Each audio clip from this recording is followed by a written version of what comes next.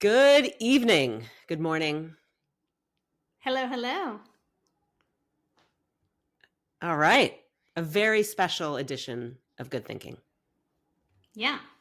Podcasts about trends, marketing, and all the things I'm sharing on Substack and Slack and everywhere. But this is a totally different beast. We're going to talk about my predictions for 2025. It's like Chris's version of the Pinterest trends without beautiful photography, but maybe next year. Let's manifest that. For sure. For sure. For Yeah. sure. I'm super excited about it. Yeah, so much to explore. Let's dig in. All right. So it's broken down exactly the same way that the newsletter is, obviously, because I can only follow one format because Virgos are Virgos and that's just how life is. So I'm going to take you through kind of each one and then ask me questions. But here's my prediction. All right. All right. Culture section. Taboos will be taboo. So we talk about this all the time, right? Like, I think taboos for the last year have been very much coming out into the spotlight, right? Like, every polyamorous person has like found their light and is like, I'm here and I'm here for all the people. Menopause, sobriety, I would say. Sobriety's been coming for a while, but I really feel like it's really taken the shadows came out this year. And I think there'll be much, much more of that. The areas that I'm predicting: male fertility, silver sexuality, boomers boning, should I call it that? You should. I mean, there's a Netflix series on that Michelle Obama produced. That's a dating, for silvers, and I'm obviously here for it. Yeah. Platonic parenting, we can get into what I mean by that. Childlessness, I think, will be a big one. I've been seeing that kind of building for the last year, and I think it's going to have a bigger place. I think promiscuity and hypersexuality are going to make a big comeback. Yes, I know you're happy about that, but, upskirt photos, like the whole 9 yards. And I think that steroids will also be like steroids. Are going to get their cobwebs dusted off and have their moment in the sun once more. So Interesting. Yeah. Okay. I'd have to dig more into that one because the other ones feel to me like a lot of those I'm 100% here for, and we feels like a lot like with menopause and sobriety and a lot of these other kind of whisper conversations, we've moved towards like not just uncovering them and being okay with it, but almost getting to the point of celebrating them, which I think is amazing and I'm 100% here for. And we've talked about a lot of ad campaigns that have really been in that place.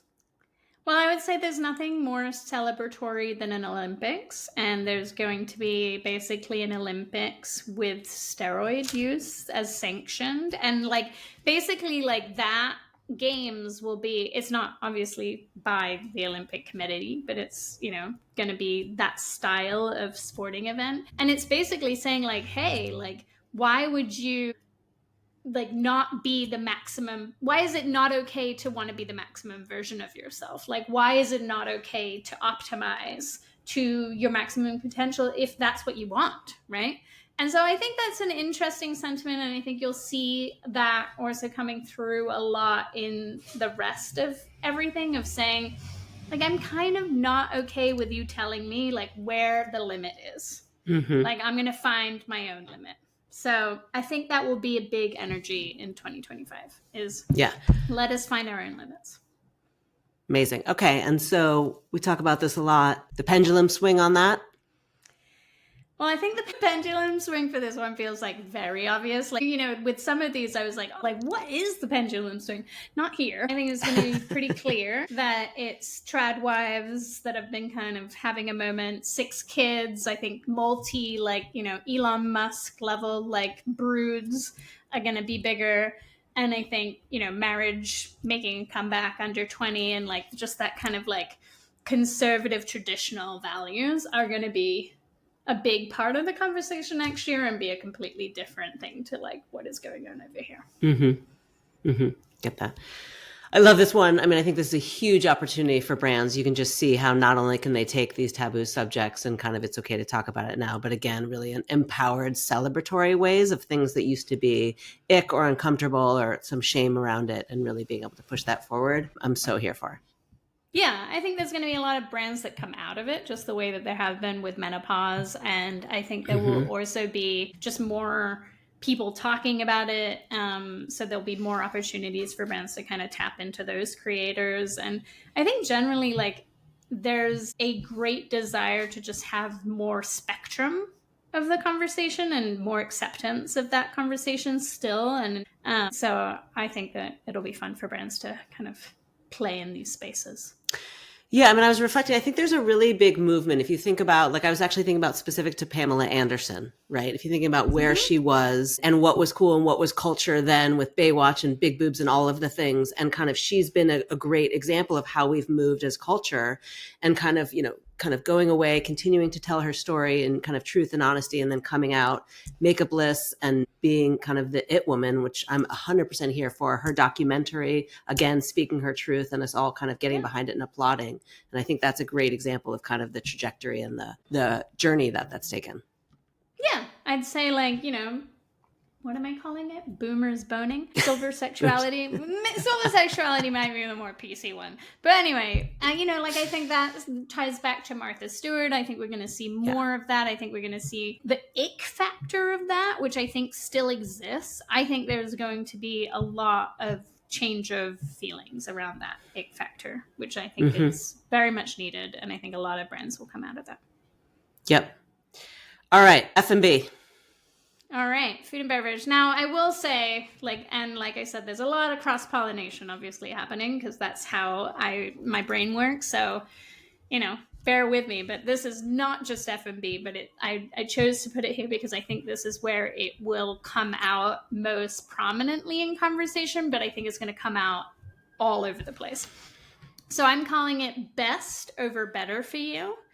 So essentially, like, I think that we've been in this like 2-3 years of like faux like recession vibes, right? Like everybody's like everything is sucks and nobody's gonna survive this and it's all terrible. And it's essentially like these austerity measures that everyone's been under, like we gotta cut spending and we gotta do this. And like I think that there's going to be, and there has been, whatever you think about the presidential election, I think that there is a sentiment vibe where it's just like, we want decadence, we want abundance, we are not ready to be in a recession anymore, we want to be like flying, right? And I think that, like I said recently in the newsletter about Boom Boom, like that's where this is coming from, right? So I think that this is going to come out in a really big way.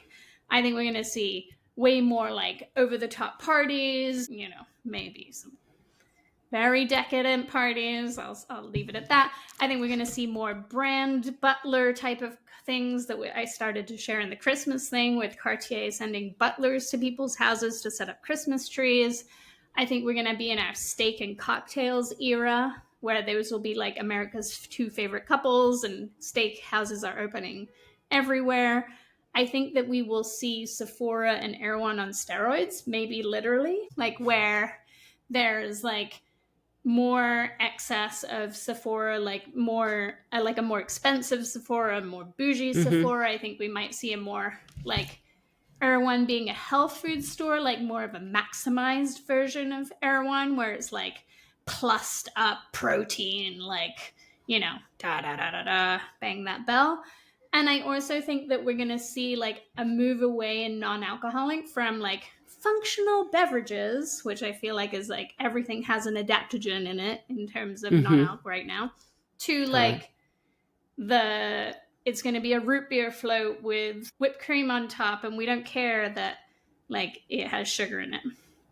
So like those, I think, over the top. Yeah, I mean, it feels very, very twist, right? Out of the depression and like into this kind of real extravagant. Yeah.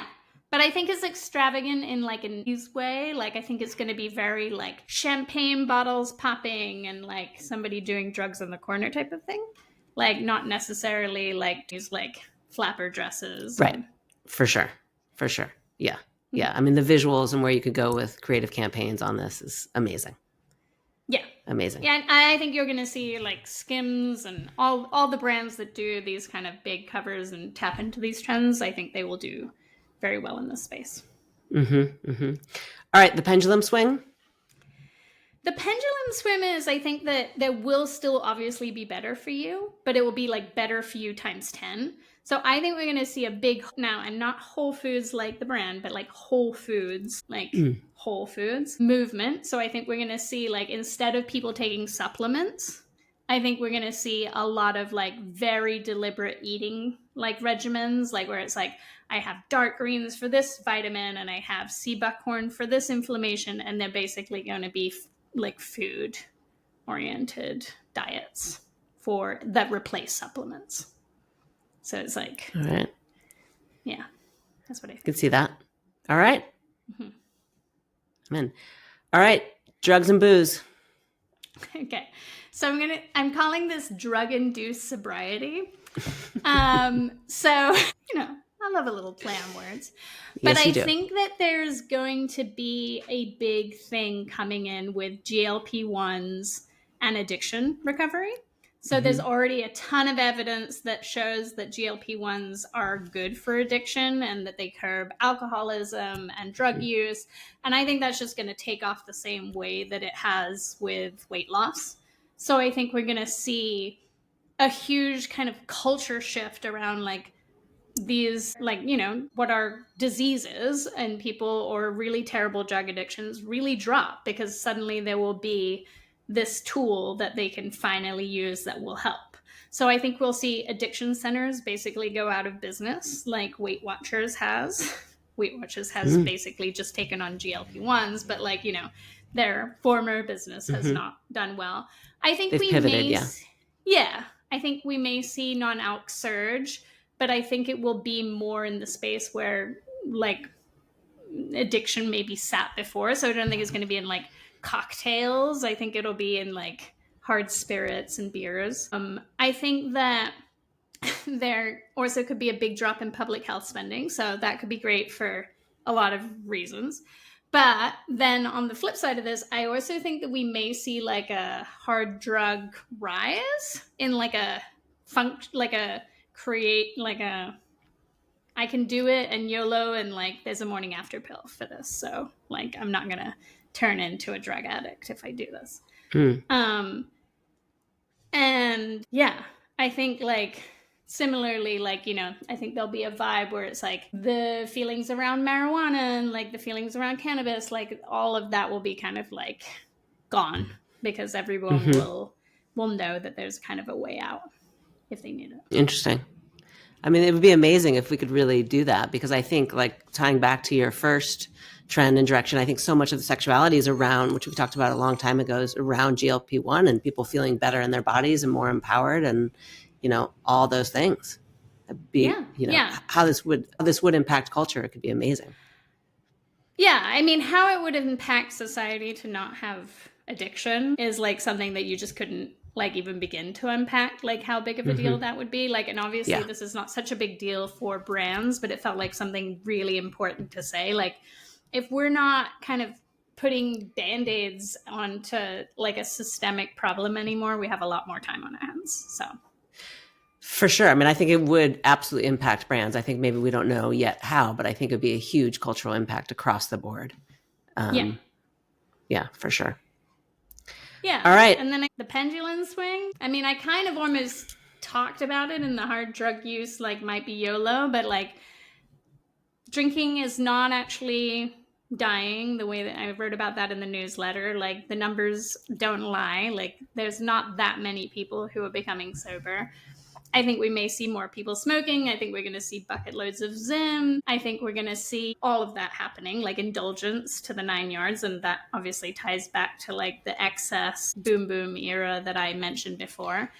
And I also think that we will see more drugs, like, which is again, like kind of a thing, and it's kind of not related, but I needed to put it in here somewhere, is that I do think we're going to see like kind of more medicine kind of drugs, like mainstream. So I think we're going to see ayahuasca mainstream. I think we're going to see microdosing of LSD. I think we're going to be much less in our aptogenic, like kind of woo woo, like, but more like, does this work? Does this change who I am? Is it like really a big shift, and being okay with that? Yeah, because I can see the psychoactives being a huge part of kind of, because they are for addiction and things like that, they can really be helpful. So I could see them playing a part within that for sure. Yeah, and For like, sure. with these pendulums, like, it's all mixed together, right? It's just people kind of at two ends of the spectrum, but there's obviously everywhere in the middle. Right, right. Okay. Your favorite category? I do love to talk about silvers. Silvers and alphas like broken down in this letter just because I think that they're two trends like both worth talking about. Silver spend. So I think, and if you read the letter, then you know that I believe this is coming. So this one will feel really obvious to you. Like if you didn't know I was going to write about this, like then you probably aren't reading it very often. So I think there's going to be a big relook at retirement. I think that there's going to be this kind of shift in retirement where people are looking at it as not a new career. Like, it's not like people are looking at it and saying, I'm going to get a second job, though some people might. I think that they're going to just take retirement with kind of the same purpose and the same drive and the same energy and the same goal setting. And I think that that will become the norm for retirement. Like, I think that that's going to have a big impact on things like where it's like, I am a traveler as I retire. Like, and that will be your title, right? Like, world traveler. Or I am a sports enthusiast world traveler. Like, it will be something niche. Or I am a bird watcher who, da da da. But it will come with that kind of seriousness that I think previously retirement was like, oh yeah, like, I bird watch. And it's like, but you also sit in your chair. And that's not happening anymore. Mm-hmm. I think we're finally going to see like brands take out like the aged vibe from like anything that they're doing, including stock photography, like of old people. Like if you Google anyone over 60, I mean, it's amazing. They're not in wheelchairs. Like it's just like, that's going to die a death. I think that we're going to see a lot more working out. I think we're going to see, gyms form and things form that are just for this demographic. I think we'll see some like cross pollination of silver strategies and alpha strategies coming out of multi demographic brands, like thinking of the Walmarts and the Targets and people that Mm-hmm. like, they're just not ever going to target one, or not target, whatever, you know what I mean? They're never going to focus on one demographic. I think we're going to see brands have to contend with these kind of two demographics that are coming over into like the same space. And like, how do you kind of have both of these things living in one world? Mm-hmm. I think that elder homes are going to begin, and this is probably a prediction more for 2026, 27, but like I think it's going to start. I think that we're going to have millennial kids, right? Like or Gen X kids, like, and their parents who are kind of, my husband is a millennial who has an elder parent. So I think of it that way, but it will be Gen X Mm-hmm. kids too. Like kind of come into confrontation with elder care homes and Mm. realize that there's absolutely zero digital capacity at any of these places. And there were maybe like revolts in the streets, and that will kind of have to get Yeah. resolved. So I think 100%. about like all the digital capabilities of like daycare centers, like that will come for elder care homes. Mm-hmm. Mm-hmm. And I think that, yeah, I mean, the pendulum swing to this like is alphas. So I think I didn't really have like, there's not going to be like, yeah, there's going to be more old people. There's going to be more healthcare issues. Like there will be all of that. Like old people will still get old. So there is I mean, obvious, hopefully, yeah. That's the goal. yeah, like I think that will happen, and like that is obviously the other side to this, is that like there will still be a lot of healthcare issues, like in a big way. Like there's a lot more old people who are getting old, and I think that societally, like we're not ready for that. So Yeah. that will Yeah. become a thing. Right. And we're clearly looking at, I mean, it is in a different way. We're not just looking at a different way. It is different. I mean, I think we've all seen the Golden Girls meme, 1,000 times. I mean, they were 50, and like what 50 looks like now Right. is completely different. And I think obviously they're going to demand that, everything in their lives really speak to that. Yeah. Yeah, exactly. So Yeah, and I'm excited to see this just more mainstream, like not just I think what you mentioned with stock photography campaigns. We've seen a little bit of that this year within fashion shows and some things like that. But I'm really just interested for it to not just be a thing, but just be a part of kind of the culture and the landscape. exactly. I think it will be more commonplace and less like, oh wow, like claps for you. You put like an 80-year-old in your Right. campaign. Yeah, it's part of the Um, landscape. I think so. Then we move on to alphas, and I've separated it. And I'm calling this alpha zone.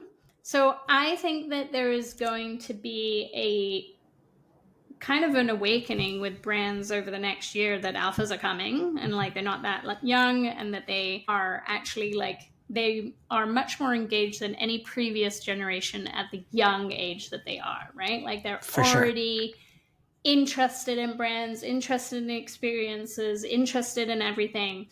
And there are brands being built, but I think that there will be more zones for kids. Like, I think that there's an appetite from parents to have places for them to go, places for them to do.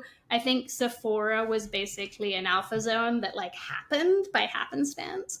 But I Hmm. think that one potential is that things like the super awesome haircuts that I've shared that's in LA, like these kinds of places that are built for alphas, our friend Kim's pop up, like, Yeah, like that type of thing, I think will become bigger. totally. And I think that's really the opportunity. I think because I mean, it's amazing because my kids, as you know, are both alphas, and it's amazing to watch them just consume in the way that they take in information and products and things. And they're definitely buying. And Sephora happened in happenstance. And then they pushed back. Like my daughter knew that she couldn't go in because they would kick her out if she was, under 12 or something like that without a parent. Whereas like Super Awesome and Play embraced that and created the space for that. And to really have more brands do that, I think that's such an opportunity. I think you're right on. Yeah, I mean, I talked about it with Starbucks. Like, I think that that could be an. I recently read Yep. today that recently read today. That doesn't make. I read today that um, this is why I edit my newsletter. But that like kids are now paying each other with Starbucks orders. So instead of like Venmo, they're just like, oh yeah, I'll get you your like da da da da da da da da like refresher thingy. And but it's only at Starbucks. Like that's the only currency. It's like the dollar. Like it's like Yeah. no one's taking the euro. Like no one's taking the coffee bean. Like it's Starbucks only. So I do I can think attest that to there's that. an opportunity, yeah, big opportunity for brands. And I think the pendulum swing there will be the continued backlash, like amongst like the world that alphas are consumers, right? Like when Sephora, like I mean, when Sephora thing was happening, right? Like it was like people were like with pitchforks, like in the streets, like don't market to our Yeah. kids, and like I think that will continue because I think that people are sensitive to their kids being marketed to correctly, like in some ways. But I think that when kids are seeking it out, it's extremely difficult for parents. And there needs to be, I think the mall was that, for so long of a generation. Like the mall, like the interstitial space at the mall was like the safe space for kids. And they would go into the stores and da da da da, but the mall was like their safe place to hang out. And then that disappeared. So I Totally. think I we mean, might be that's back. what I grew up doing when I was in, middle school and high school for sure. And I think, yeah, I don't want my daughter marketed to, but I think it is an opportunity. And if she was educated to, and if they could lean in more to like the self-care aspect of it versus the marketing aspect, I would for sure put my support and dollars towards that brand. Yeah. So I think we'll see both sides. Moves us pretty well into, which I'm really excited to talk about, retail. Yeah. So I wrote about this recently, obviously, in a newsletter that I think retail is going to get completely redefined. I think that, I don't write a lot about AI, but I do think AI is coming fast for retail. And I think that this is going to impact in both digital ways and non-digital ways. And like, that's what I think is so interesting about it is I think that there's this like, oh, like AI, the devil. And I think it'll actually have some like really interesting ramifications. So I think as people start to shop on Claude and ChatGPT and Perplexity and all of these places where they never go to your website ever again, right? And these sites, like it's not like going on Google where you type it in and then it links you out. Like it's just going to be there. Like you're just going to buy the product directly in these platforms. Mm-hmm. The role of your store, the role of your website, it will all completely change. Like it's all going to change. So I think that we're going to see more experiential because of this, because there's going to be this craving for physical things Yeah. to do as a counterpoint to everything. So I think we're going to see that come into store, which will be great. Like I think what we're seeing now with everybody and their mother doing a pop-up every 5 minutes will come into physical retail. Mm-hmm. And I think that we may see like I could imagine like a rotating residency of substackers or influencers who are there as stylists, for example, at stores, like as a basic one. Like it doesn't necessarily have to be like there's a spinning wheel here and there's a mirror over here. Like I think experiential will and continues to be like a connection, like with a brand and Mm-hmm. something to do. And I think that Yeah. there will be lots and lots of interesting ways that that will come about. I Totally. also think that Substackers will move off the platform. Similarly, like I think as AI shoppers and like, you know, everyone's using affiliate links right now in Substack, but like when they're finding everything not through your affiliate link, then will you want to create like a bigger presence for yourself? And so I think we will also see Substackers come off the platform. Like I use Paige Wassel as like an example she's a Mm-hmm. YouTuber, but like she's got, you know, almost 250,000 followers now and she has her in store. I think we're going to see more of that happen. What else? I Totally. think that we're going to see a lot more brands get into content. So I think we're going to see content writers like get hired by brands like in a big way, essentially making your website like a Substack or a blog, like where your website's role will become a repository for stories, storytelling, and information. I want to, if I'm the AI, I want to understand why your product is better than anything else. Like, and that's what it's going to be able to do. You're going to say to it, like, I want the very best blue shoes that go with this particular dress for this particular occasion. And it's going to be scraping the whole world, including your website, for that information. So if you're not providing that information, someone else will be. So who's going to be providing that information? I think that's I going to love it. be really, really big for brands. I think that we're not going to see copywriters that are copywriters. I think we're going to see journalists. I think we're going to see Substackers get hired by brands to Mm-hmm. write content for their website or their Mm-hmm. own Substacks, etc. And then finally, I think we're going to see curation come back in a big way because similarly, when the AI is like, well, like, what is the best blue shoe to go with this pair of jeans that goes with this hat? If you've done that work and those jeans and that hat live on your website, you're going to be the first place it goes to and says, hey, I made a match. Here's my little match. So you're going to see people do that on their websites. So it's going to be, hey, we're selling all of our stuff, but then here's also the world of stuff around us. And it's not just going to be curation because it's like, oh, it looks nice together, but because you want to be associated with that and you want to control that. Boom. Yeah. Reminds me a lot of that store story in New York. Like that would be Yeah. such an opportunity to have a bunch of Substackers come in and really, you know, if it were still around, really do that. Like that was such a moment and such an experience. And I think it's absolutely right on. Like it's been interesting as most of the DTC brands, you know, have kind of certainly on Abercrombie, like most of them are gone, right? They don't have stores anymore. And that kind of concept is gone and pushing for more. It's interesting. It's almost like a switch, right? Pushing for more experience in store and then online pushing for more content and kind of truly getting that and that being a resource. I think we're going to see new brands who get this take off. I think we're going to see a bunch of existing brands that have done really well not figure it out and not take off. And then I think we're going to see who like is able to hop on the train. But for sure, like we're in our moment of like, I was talking to an AI expert friend today. She knows who she is. Shout out for all the information she gives me. But like we are at a point right today that I believe is like the advent of the internet. Like, this is how big this is for brands. It's like e-com is coming for you.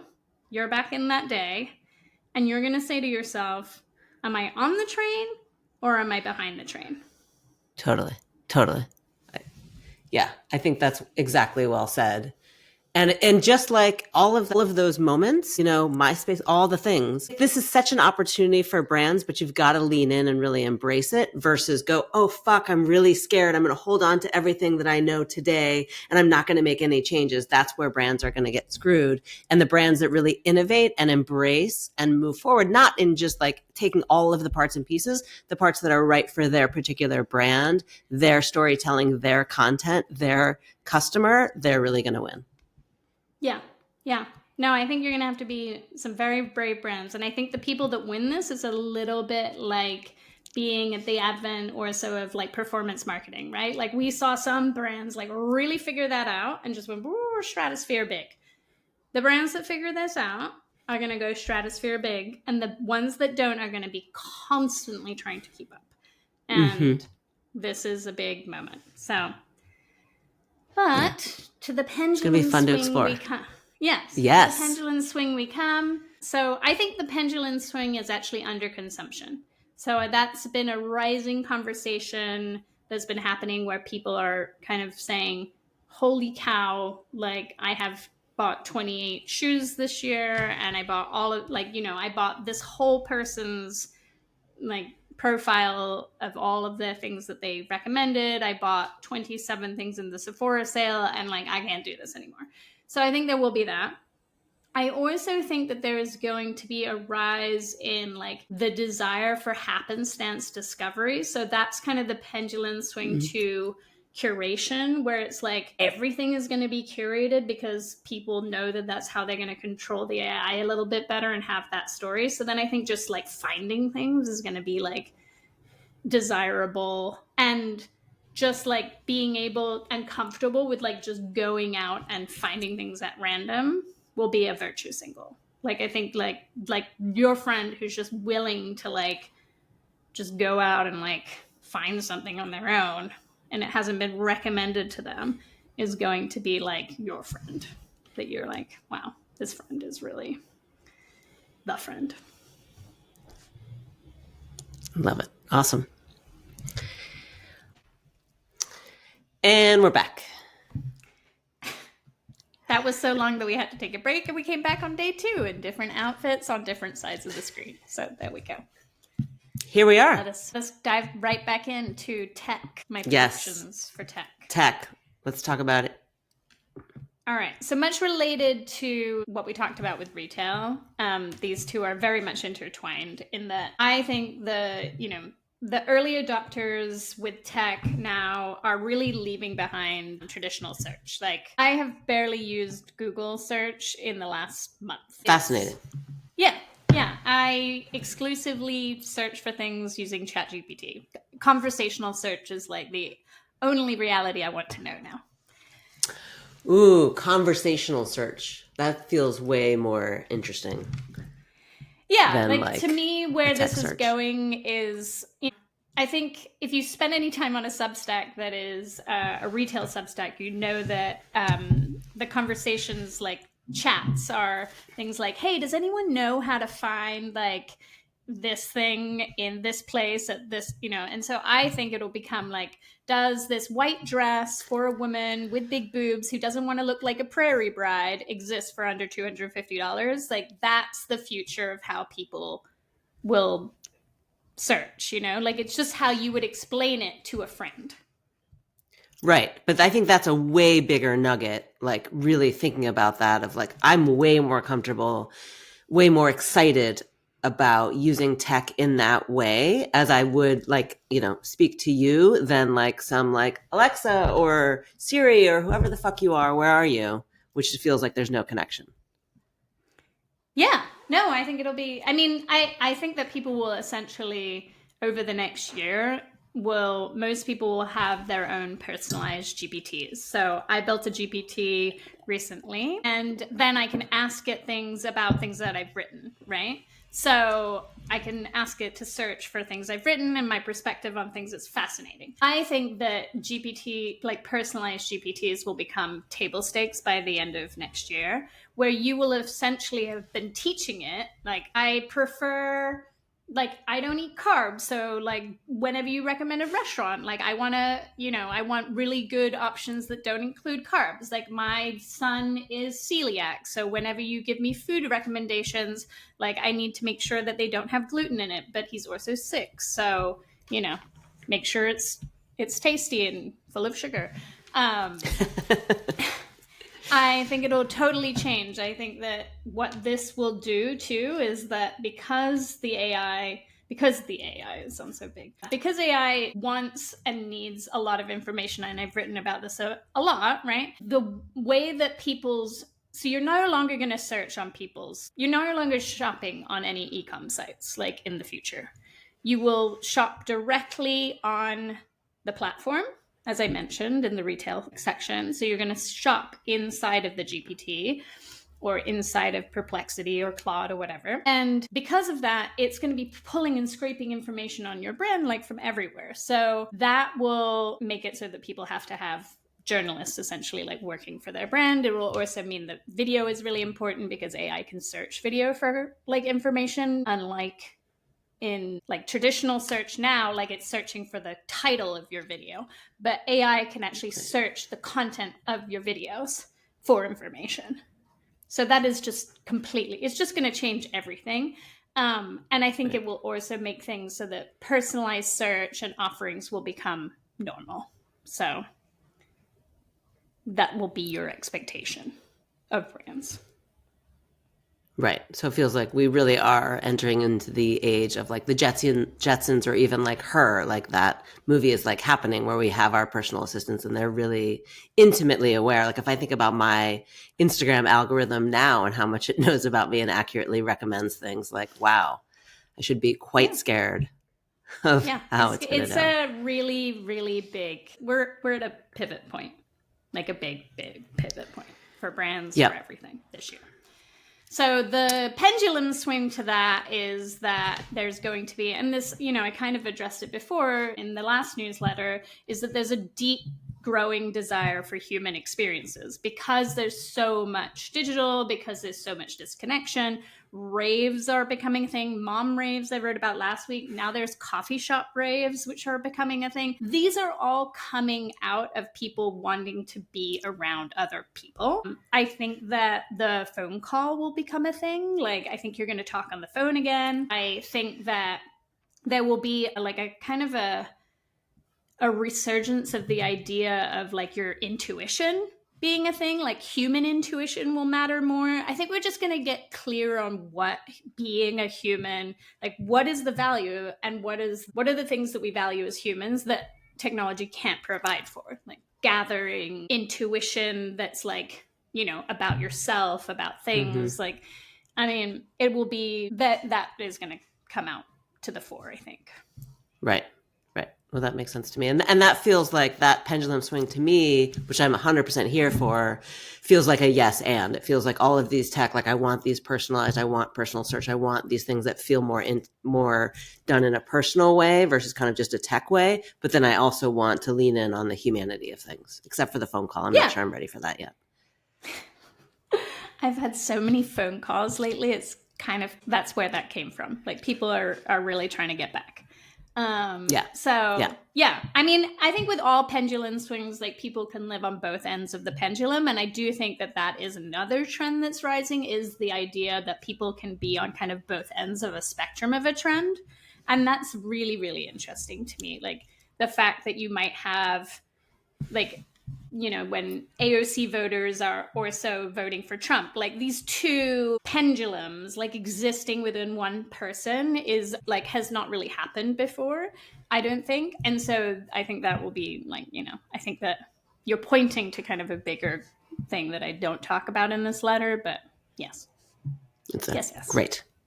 Amazing. All right. Sport. I am not a sports expert, but I do come from a sports expert family, and I write about sports a lot. You The got a thing lot that of knowledge on I the do sport. have an unusual amount of knowledge about sport for somebody who's not like passionate about sports. Uh, what I think is going to become a bigger thing, and again, I wrote about this in the last letter, is I think sports experiential. I think that sports will become the experiential category next year. So, whereas retail you think of as pop ups and experiential, I actually think that experiential will become synonymous with sports in the next year. We're seeing it already with, in stadium dining, private dining, I talked about in the last letter, where there was like, private dining clubs inside of stadiums. There's a lot of like niche competitions that are coming out. There's sports tourism. Like it's kind of all over the spectrum, but I just think there's going to be a lot more kind of expectation of food, hospitality, CPG, wellness, sports, all kind of coming together physically in places. Okay. Fascinating. Mm-hmm. So yeah, my examples there are, I mean, I've written about sports malls a few times since I read the term, and I just think it's like, it felt like one of those things where I read it and it felt like I could see it. So sports malls are essentially in stealth mode right now, but meaning that not out in the world, but they're coming, where you will basically go and shop sports, play sports, maybe stay at these places all in one place. Is happening. Sports tourism, I've written about, so like that's gonna get bigger. Imagine like people going on golf trips, Silver's going on golf trips. I think there's already places like in Alabama and things where there's golf networks of golf and tours and things like that are going on. I think that will become a bigger thing. People traveling for games like the Olympics, but also just the way that people traveled for the Eras tour. There'll be a lot of travel for sports. I think we'll also see more and more like unusual sports locations. Like I shared that floating paddle court recently, Mm-hmm. but I think there will be kind of more desire for that, like these kind of ultra luxe, ultra premium, ultra rare sports experiences. So yeah, I think it's going to be a really interesting. I don't think sports is going anywhere next year. I guess it's just going to get bigger. Bigger, Opinion. okay, and kind of the large venue kind of sports. And what about padel and pickle and all the things? I love that you call it padel. It's like Target. Right, exactly, Um, and that's how I see it for sure. yeah, amazing. Yeah, I think it's all a yes and. Like I think they're just going to get more and more and more. The counter Great. pendulum swing to this is, I think, sports in solitude. So I think, like, I wrote recently that there's a lot of research coming out that alone time is critical to mental health. And I think things like that will kind of inform some of this. But, like solo ping pong robots are huge and like those are rising. Solo hiking, remote swimming locations, silent walks trended last year. And I could see that becoming a bigger thing, like where it's like you're not doing it with anyone, including music or a podcast, like solitude. And I think it will be more about personal bests and not like leaderboard sports, which is, obviously Mm, big and like a driving trend, but not that. yeah, I love that. Love that. All right, favorite category: wellness and beauty. Where are we Your going? favorite category?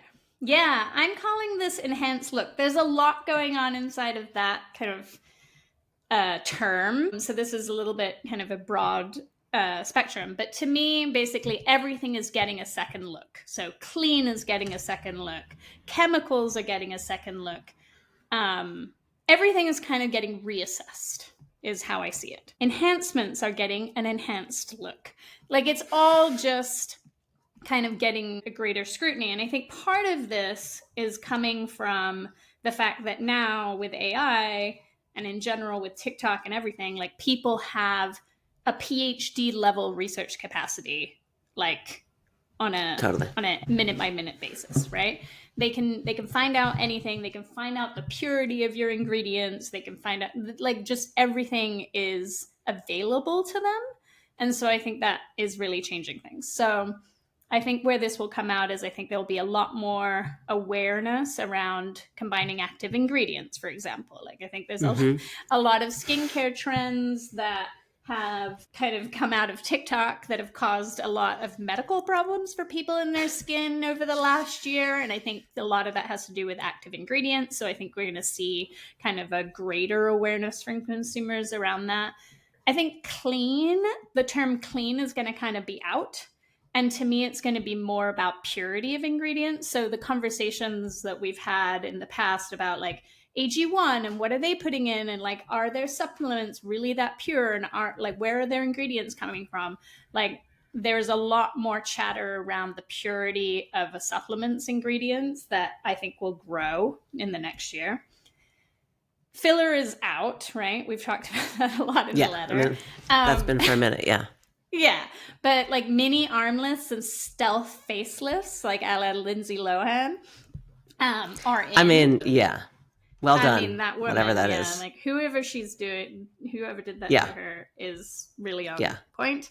100%. But to me, what this is pointing to is kind of like, we had this enhancement period, right, with filler and lips and like, Yeah. you know, the Kardashian vibe. And now Yep. we're getting like kind of enhanced enhancements, if you know what I mean. Like, they're better, they're more finessed, is how I see it. Like, we're kind Yeah. of growing up in terms of like we're getting more sophisticated.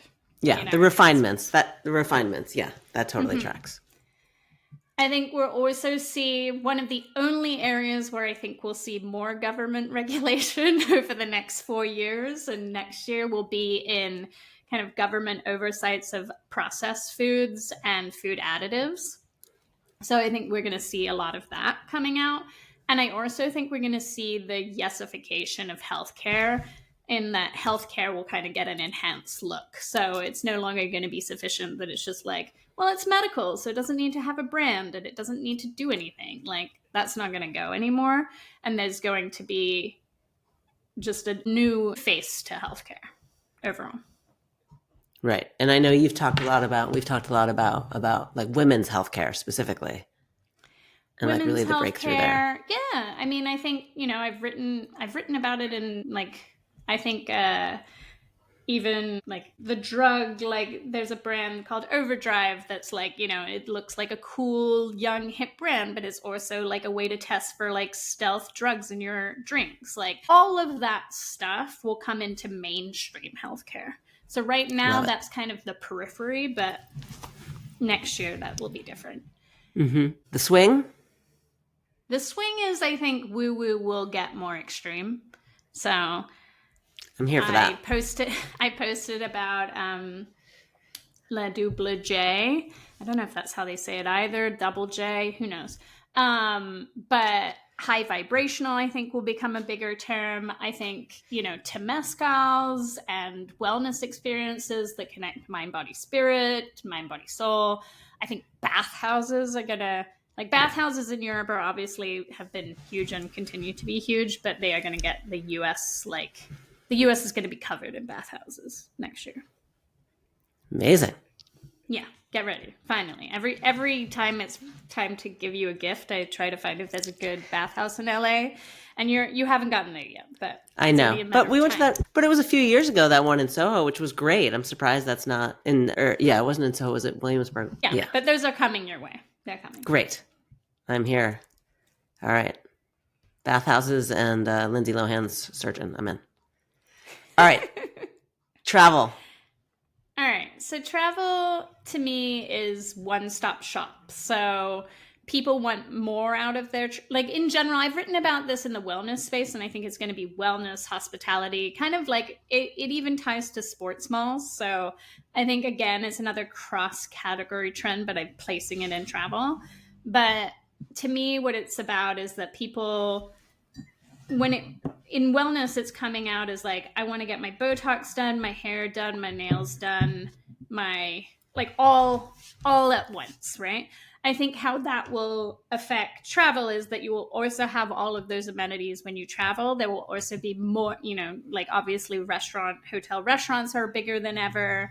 I think there'll be merch for you to shop. Like, I think there'll just kind of be all the touch points of every category basically coming together inside of like hospitality centers, like hotels or, you know, resorts. I also think concierge service is going to make like a huge comeback. So, Mhm. like, Airbnb has an AI concierge now, so I think there'll be some of that, obviously, where you can like check into a hotel and their concierge will be trained on the city and trained on the best restaurants, and you'll be able to talk to that. But I also think physical concierge of just like showing up and like you're like, I just got on a plane, I'm here, I'm in Paris, like I want it all done for me. I think that will Mm. also be a thing. Yeah, I love And that. tied to that is travel agents reemerging. So there's a lot more, there's kind of these new age travel agents that are coming out that are kind of digital. There's a lot of like services that are developed where it's like, hey, I can put you in touch with a local who kind of has similar interests to you and they organize your travel. So there's just a lot more going on. Um, t- and TikTok is like raves about travel agents. So I think we'll hear a lot more about that. Amazing. Okay, yeah. I mean, good concierge, like that really is a difference maker. I'm Yeah, here for that. yeah, I think it'll be popular. And then the pendulum swing to that is happenstance travel. So like no plans, no lists, like show up and hope for the best and discover everything. Great. All All right. right. Takes us fun for the year. Yeah. So, obviously normally it's fun for the week, but that didn't feel useful. So, fun for the year is just a few other trends that feel like a little bit more specific or that they're fitting in different places. So, the first one is our long holidays. I think that we saw that throughout the year. Black Friday felt longer, basically like almost a whole month. Back to school was a really long period and bigger for brands last year than it had been in a really long time. Christmas and holiday is a huge month now for brands where it's kind of had fallen out of favor. So I think we're going to kind of see that continue next year, but I can imagine that it will be kind of more chapter based. So it might be like this week we're doing this thing, this week we're doing this kind of special thing, this week we're doing this kind of special thing. And it won't just be like we're having a sale all month, but you'll have to kind of break it out for people. Otherwise, they're going to be not into it. Mm-hmm. And the pendulum swing to that for me is the private sales, which I've talked about in a few newsletters ago. So Magazine, another Substack that I like to read and reference a lot, this year she had private sales just for her subscribers that she'd Mm-hmm. negotiated. So they were like, hey, like just for my people, 30% off. And they were different sales than what was available to the public. And I think we're going to see a lot of that next year. Mm-hmm. Like I a love that. lot. All Should we right. move on? And let's move on. Perfect partners. Perfect partners. So I think, we talked about this on a recent podcast where I was talking about the idea of cross category advent calendars that I think might come out next Mm-hmm. year, where it's like, Gaia, a jewelry brand, this brand, like all kind of in different things. I think we're going to see a lot more cross category collaborations. And where I say collaborations, like I'm not necessarily talking about like the Depends and Liquid Death type of collaboration, although I think that will be still a thing. I'm talking about like people collaborating on things together. So like collective pop-ups or these advent calendars, people coming together to work on things. So I'm making action actual product. It's not just like it's not just like, oh, here's a Crocs collaboration, like over Yeah. and over and over again. And then I think because of that, the pendulum swing is collaboration fatigue, like grows louder. I think people have very high expectations now of collaborations. And I think it's going to become more and more clear that collaborations really only work if they make sense for like the two audiences or they really push one audience further, which is what I thought was interesting about the Depends one. Like Mm-hmm. you're taking an insight and it's something that's already happening, but just like, slapping two things that don't make sense together just for the sake of it is not going to resonate Right. anymore. Not going to fly. Yeah. And then the final one is, I think, like a playground mindset will become bigger. So I think more fun, think more experiences, more cafes, more books, more shows created. People may even start hiring show creators for their brands. Like, I think it will become a central strategy for brands to figure out how they are fun. And so by that, I mean that it's not like a one size fits all fun for, like, it's like, how is it brand right to have fun? Like, it can't just be silliness, it can't just be nutter butter chaos for Right. everyone, but it will, I think it will become a bigger thing. And then the pendulum swing for that one is, I think we'll get some fairly puritanical vibes coming out of some brands. Like, I think Bibles are taking off, for example. So I think we're going to see the ultra conservative brands that maybe have been kind of like designated to one group of people and you wouldn't have been aware of them if you were over here. I think that's going to change. I think they're going to go mainstream, like be bigger and louder. Amazing. All right. So with that, 2025. yeah, 2024 was an amazing year, and I think it will, well, for me anyway. And It then I was. think it's going to be a really fun 2025. So I'm excited to see if any of my predictions come true. Indeed. Here we go. Yeah. All right. All right. Till next year. Till next year. Happy New Year.